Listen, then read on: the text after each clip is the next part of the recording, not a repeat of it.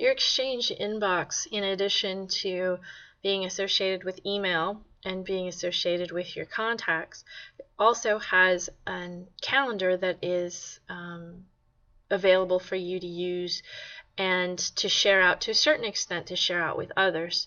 So I'm going to give you an overview of how this calendar works. And by the way, if you have a mobile device which allows for Exchange syncing or Outlook Anywhere, those are some of the more common terms, it will also sync this calendar if you'd like it to. So that's in many ways a useful feature. So this calendar, and I actually have two right now just because I've changed my name. So I have two showing at the same time, but most people will just have one. And in this case, you have two types of events that might be on the calendar. The first is a new appointment. And when I create an appointment, that's going to be associated just with me. And I can fill in a subject like work on training videos and the location, and then a start time and an end time, and you can go across multiple days, and in that case you would just indicate that it's an all-day event. And notice it immediately tells me that it's conflicting with other things on my calendar, so that's kind of a nice feature. You also have the option of indicating how your time will be displayed. Now, anyone else who has access to the Exchange server can look at your schedule, just the free busy time. They won't be able to see what you're doing, but they'll be able to see that you're not available for a meeting or that you're out of office and so on. So in this case, I'll say that I'm busy working in my office, and there'll be a color-coded representation of that available for somebody viewing my calendar. If you have a recurring event, you can set that up underneath recurrences.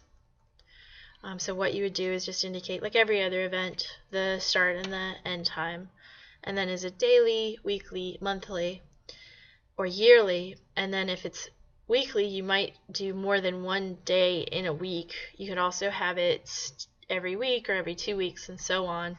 And then down at the bottom, you can indicate the range of recurrence. Is this going to end after a certain number of occurrences, or is it going to end by a particular date?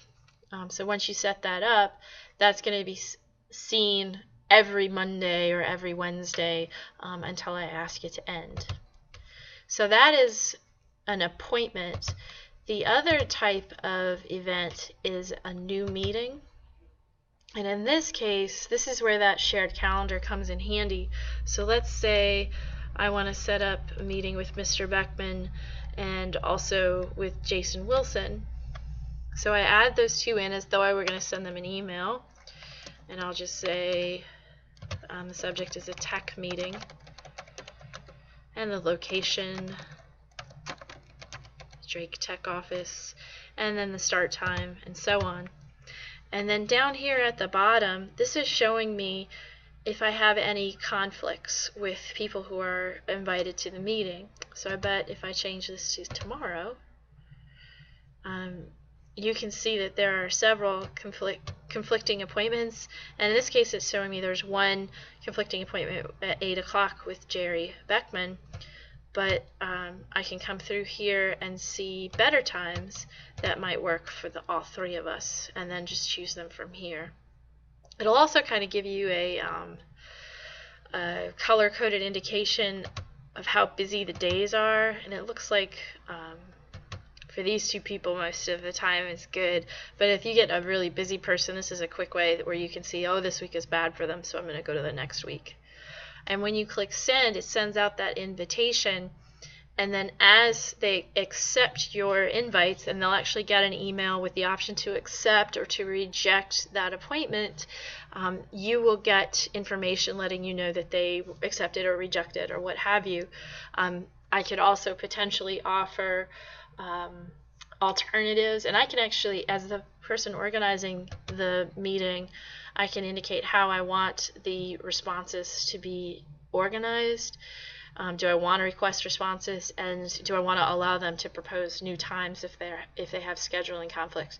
So one of the benefits of using this calendar, and it may not be the best option for the rotating schedule, but when you do have availability, or when you can indicate that you're available versus busy, this is something that can be really helpful, especially if you're a person who has a lot of meetings taking place. So those two types of events,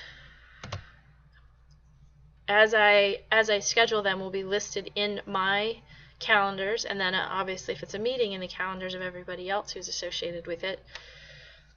And if I click up here, I can indicate whether I want to look at a day worth of my calendar, a work week worth of my calendar, a whole week, or a month. And you can see it'll kind of give you a very brief summary. I usually keep mine on work week and work from there. Another option is to go to the schedule view, and what this will do is kind of show a timeline of availability. So if I want to find a time that works best for me, or that is not conflicting with any times on my calendar, I can do that. And this is a similar view to what I would get if I'm creating a new meeting. I can go in and use the scheduling assistant, so I'll add Mr. Beckman back in. If I swap over to scheduling assistant, you can see where it's showing me times that are busy. And again, I can't see that Jerry is in a meeting, or that Jerry is at a doctor's appointment, or what have you. All I see is that he's busy and he's not available. And again, I can see down at the bottom how it's offering me up options for the non-conflicting meeting times. So that is a really brief overview of the calendar. You have a lot of powerful options behind it, but this at least will get you started.